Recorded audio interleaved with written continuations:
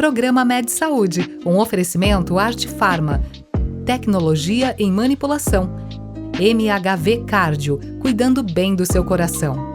Olá, bem-vindo para mais um programa Med Saúde que recebe Luiz Moreira, que está falando sobre envelhecimento, alterações metabólicas e como preveni-las, como evitá-las. Luiz, muito obrigado. Estamos no nosso segundo programa, conversando sobre um tema maravilhoso. Quero mais uma vez agradecer a sua presença conosco aqui. Eu que agradeço, doutor. É uma honra imensa poder estar aqui. Olha, o Luiz, se você não viu, não deixe de ver o nosso primeiro programa. Foi sensacional. Eu te convido a assistir porque realmente está valendo a pena. E agora, seguindo nesse nosso bate-papo, indo por essa toada, vamos falar um pouco dos alimentos. Há alimentos ou grupos alimentares específicos que ajudam a equilibrar o metabolismo em pessoas mais idosas? Tem sim, e o mais interessante é que nós temos alguns locais no mundo chamados de Blue Zones. São as famosas regiões azuis. Por quê? São as regiões onde facilmente a população passa dos 100 anos. Né? Loma Linda, na Califórnia, Nicoya, no Japão, né? Então nós temos várias regiões ali na Grécia e nós usamos essas zonas azuis, essas Blue Zones, para avaliar o que eles fazem de diferente nessas regiões que o resto do mundo não está fazendo. Então são locais do mundo que praticamente você não tem o tabagismo, a ingesta de álcool é muito baixa, a população se exercita, pratica muito exercício ao ar livre, então você tem regiões de parques, e principalmente a alimentação. A alimentação, eles buscam o quê? Alimentação mais verduras, legumes, cereais, né? Aqui é uma gordura boa, né? A gordura que a gente fala ali de azeite, né? Dessas oleaginosas.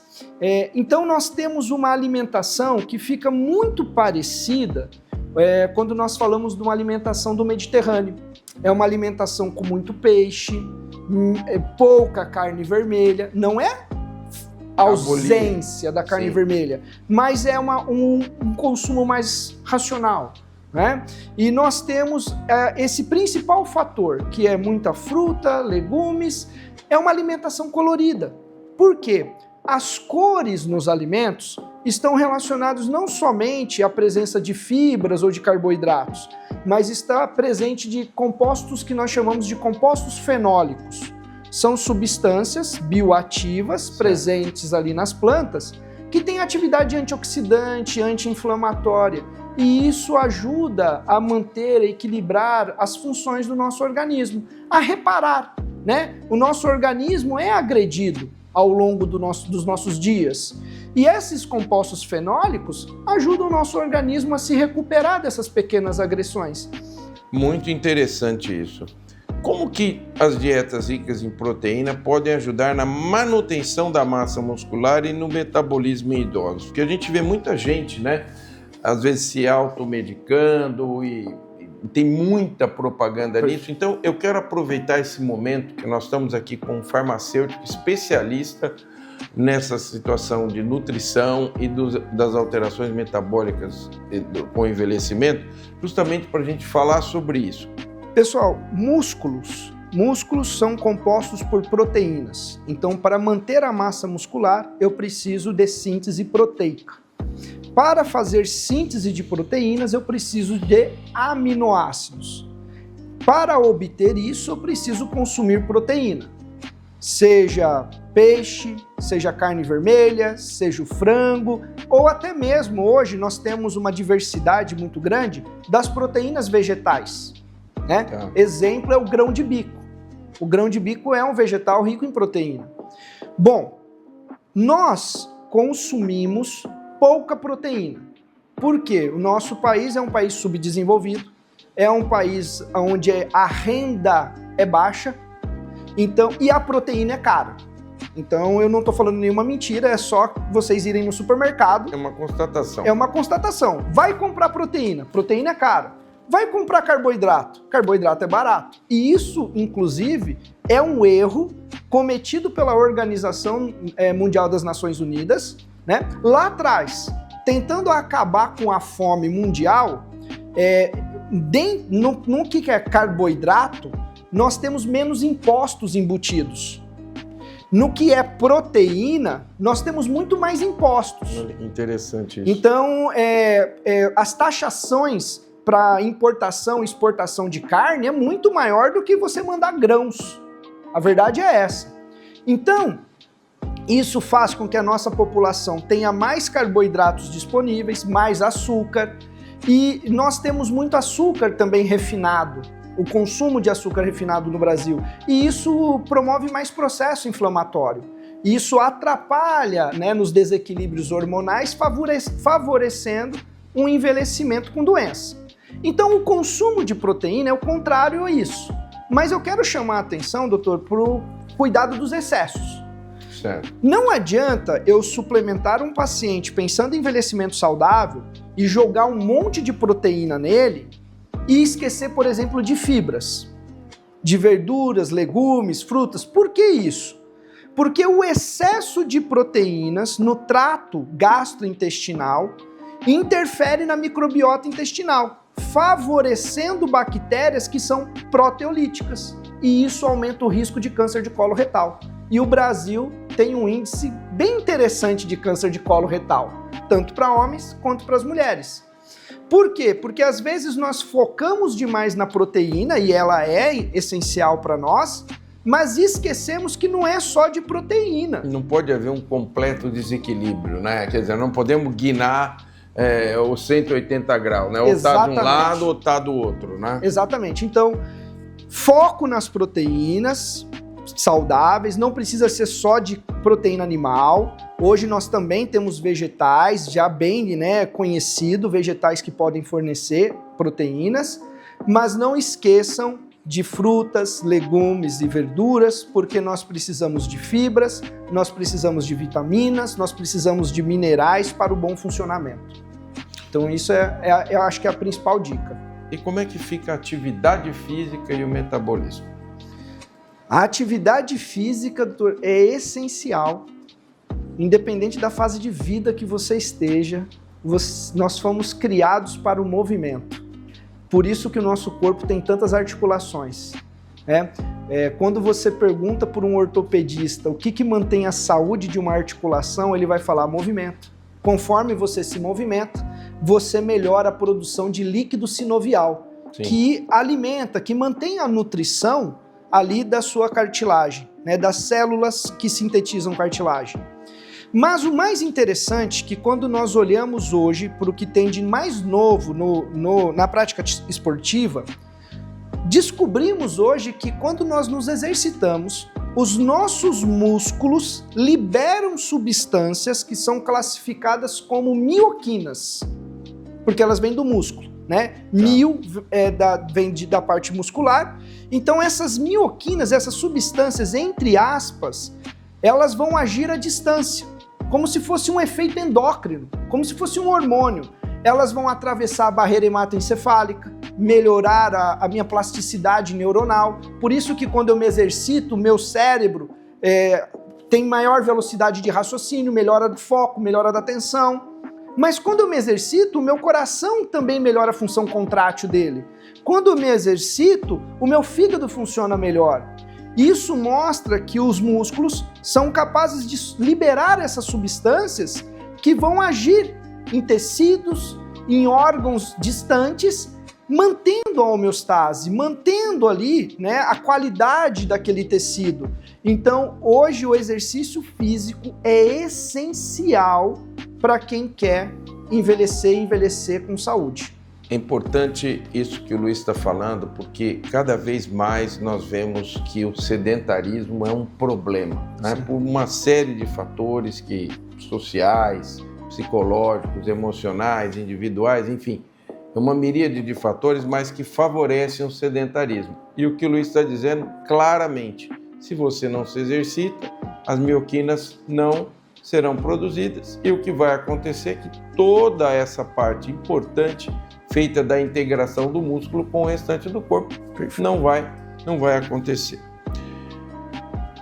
E aí eu pergunto o papel do exercício no combate às alterações metabólicas. Então, quando a gente se exercita, liberamos as mioquinas. Perfeito. E aí vamos trabalhando e todo esse processo que acontece com o envelhecimento, então, ele vai tendo uma frenagem, Luiz. Como é que nós poderíamos definir para quem está nos ouvindo? Porque claro que nós vamos envelhecer, mas talvez nós consigamos frenar esse processo e envelhecer com saúde, não é isso? Exatamente.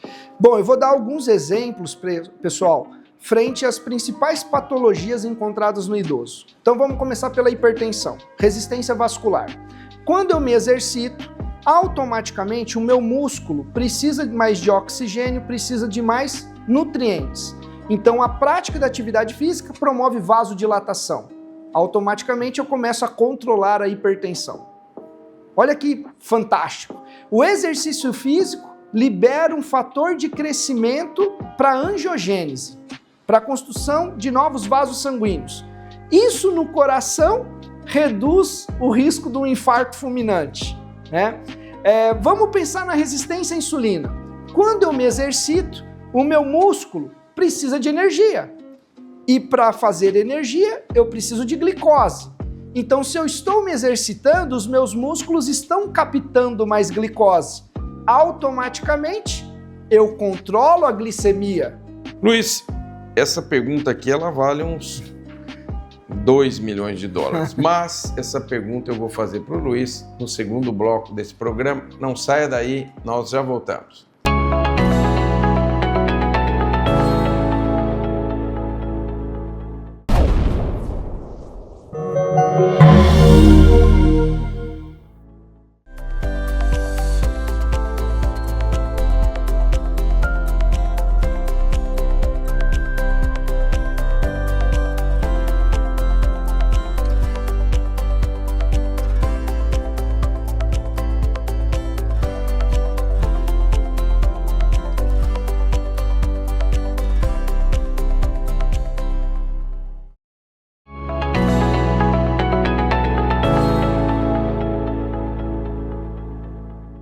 Estamos de volta para o segundo bloco desse segundo programa com Luiz Moreira falando sobre as alterações metabólicas do envelhecimento, como evitá-las, como ter um envelhecimento saudável.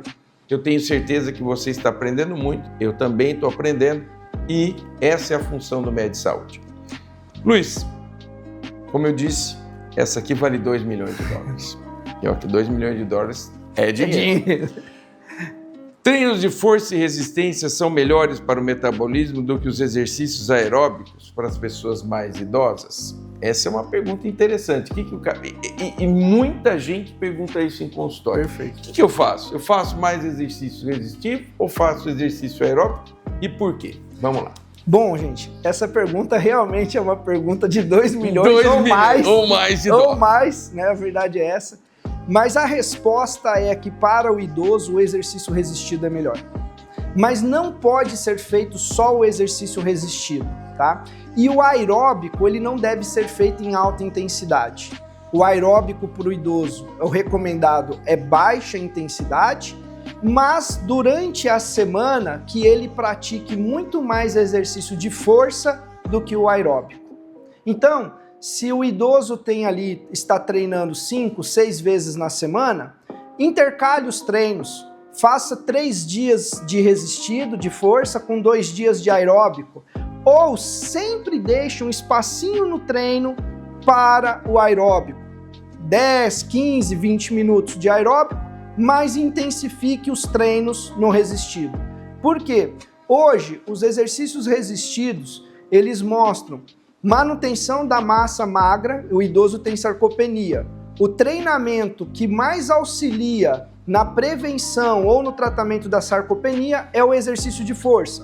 Na osteoporose, exercício de força. A tensão que nós aplicamos no exercício resistido, pessoal, também ocorre não somente nos músculos, mas acontece nos ossos. E isso promove adaptações que auxiliam no tratamento da osteoporose.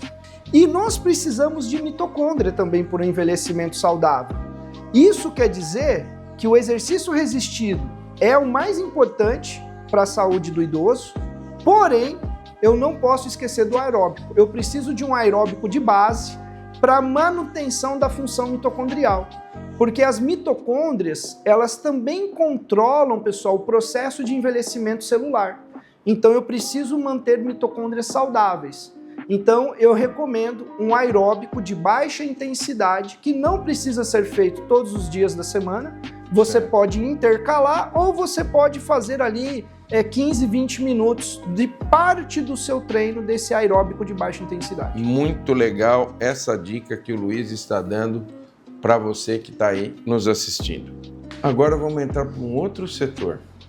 Esse setor, então, agora está valendo muito. Existem medicamentos ou suplementos que ajudam a tratar alterações metabólicas no envelhecimento? Eles são seguros? Nossa, fantástica pergunta, doutor, porque... Nós estamos aumentando o cacife das perguntas. Você percebeu, né, Luiz? Nós estamos aqui agora no show do milhão. Sim. Já peço desculpa para vocês que estão me escutando, me assistindo em casa, por usar alguns termos que podem ser mais técnicos e fujam um pouco do dia a dia de vocês. Para responder essa pergunta, doutor, eu vou usar um termo chamado de senolíticos. Tá. Então, dentro do que hoje se chama senolíticos, nós temos medicamentos, nós temos parte de estilo de vida e nós temos também substâncias naturais sendo estudadas. Ótimo. Conforme nós envelhecemos, ocorrem falhas nesse processo de defesa do nosso corpo. E as células que envelhecem primeiro, elas não são destruídas e elas começam a acumular no nosso corpo e na ciência elas são chamadas de zumbi-cells ou células zumbis. Eu brinco que deve ser uma analogia de pesquisador que assistiu The Walking Dead. Exatamente, Luiz. Mas são células senescentes, são células que envelheceram precocemente e elas começam a liberar um monte de substâncias que causam danos nas células vizinhas. Eu gosto de também usar um ditado da minha avó, que eu aprendi com ela quando eu fui estudar. Eu era de uma cidadezinha do interior e fui estudar na cidade grande. Tá. A minha avó virou para mim e falou assim: filho, tome cuidado. Cuidado com quem você anda, porque uma laranja podre estraga todo o saco. Exatamente. Então a célula senescente lá no seu músculo, a célula senescente lá no seu fígado, no seu coração, ela está prejudicando as células que estão ali vizinhas. Só que ela está ali porque o seu corpo já falhou. Falhou no processo de tirar ela, de apoptose, processos imunológicos que nós temos naturalmente. Tirar ela do esquema. Perfeito. Então a ciência está focada em substâncias que podem auxiliar nesse processo de eliminação das células senescentes. Exemplo de medicamento: metformina. Metformina hoje é classificado como um medicamento que é senolítico. Nas substâncias naturais, nós temos quercetina, que é uma substância segura. Quercetina é uma substância segura que também tem ação senolítica. Uma vitamina famosa, que é a vitamina B3, a niacinamida, a nicotinamida, também tem atividade senolítica. Só que não é justo eu falar só de substâncias. Por quê? Porque a atividade física tem ação senolítica. Dormir bem tem atividade senolítica. Fazer um pouquinho de jejum, uma restriçãozinha calórica, pode ter ação também senolítica. Então, hoje a gente pode pensar em suplementos que vão me ajudar a ter um envelhecimento saudável, certo, mas eu não posso esquecer de associar o comportamento de vida. Tá. Muito interessante isso, porque vai mostrando que temos muitas opções. Essa aqui, então, Luiz, eu quero ver como é que você vai sair dessa aqui. Terapias hormonais. Como a reposição de testosterona ou estrogênio pode ajudar na regulação do metabolismo? E para quem que elas são indicadas? Maravilha, fantástica pergunta. Metade do Brasil vai me seguir agora e a outra metade vai querer me matar, mas... Faz parte. Nós vamos ter que escolher uma metade, um lado do mundo. Eu vou seguir o lado da ciência. Terapia de reposição hormonal, ela existe. ela deve ser feita. Existe um guideline, existe um protocolo médico a ser seguido, e essa é a minha primeira fala. A primeira coisa que você tem que entender, que terapia de reposição hormonal é feita por médico, ponto. Né? Qualquer coisa diferente disso não deve existir, você já tome esse cuidado. Segundo, procure sempre buscar orientações, médicos que estejam ali atualizados, estudando, né? E aí, por quê? Porque esse médico ele precisa avaliar primeiro, será que a terapia de reposição hormonal é para você? Qual será o seu histórico de saúde ou histórico de câncer, por exemplo, na sua família? E o mais importante, hoje, vou falar de mulher. Hoje, tranquilamente, pessoal, uma mulher de 60 anos, ela está vivendo e vivendo muito. Tem muitas mulheres que estão indo para o beach tênis, estão fazendo atividade física, estão vivendo. E isso é vida moderna, né? Então, o perfil do paciente mudou. Luiz, eu te pergunto, como que as abordagens integrativas, como mindfulness, controle do estresse, podem contribuir para a saúde metabólica do idoso? Essa pergunta eu acho que é a pergunta mais valiosa de todos, né? Porque não tem como a gente envelhecer de maneira saudável apenas pensando na parte metabólica, pensando em músculo, nos ossos. É claro que isso é importante, mas a gente precisa envelhecer de maneira saudável aqui também. Hoje nós vivemos a década do envelhecimento saudável pela Organização Mundial de Saúde, de 2020 a 2029, década do envelhecimento saudável. No meio disso daqui, doutor, nós não discutimos ainda envelhecimento, a agenda mundial tá cheia, né? E ela não está dando muita bola. Não está dando muito bola, está meio conturbada. Conturbado. E aí o pessoal não está dando muita bola, e aí resolveram mudar o termo. Passou de envelhecimento saudável para envelhecimento bem-sucedido. E aí eu fui entender o que seria então um envelhecimento bem-sucedido. E aí tem 2 pontos no envelhecimento bem-sucedido que me chamam muito a atenção e que para mim faz muito sentido, que é deixar um legado. O envelhecimento bem-sucedido é o idoso que ainda está incorporado na sociedade e ele está interagindo com as gerações mais novas, passando aquilo que ele sabe, claro que também aprendendo coisas com a geração mais nova. Uma troca, e ele ainda se sente incluído na sociedade e com um papel, que é deixar o legado. Isso é muito importante quando nós falamos de saúde mental do idoso. Por isso que o mindfulness, gerenciamento de estresse no idoso é algo importante. Porque o idoso, ele começa a ter algo que já começa a bater a porta, né? Que a gente vê estudos de ansiedade, e a maior ansiedade do idoso a partir de 70 anos é medo de morrer. Então ele começa a sentir o medo de morrer e, principalmente, ele começa a ficar à margem da sociedade e à margem da família. É o vô que vai na festa, mas o pessoal coloca o vô na cadeira e esquece o vô da festa. Ele fica lá. Ele está no ambiente, não quer dizer que ele está participando da festa. Então isso promove esse envelhecimento por tristeza, por piora da ansiedade. Então isso é algo muito importante.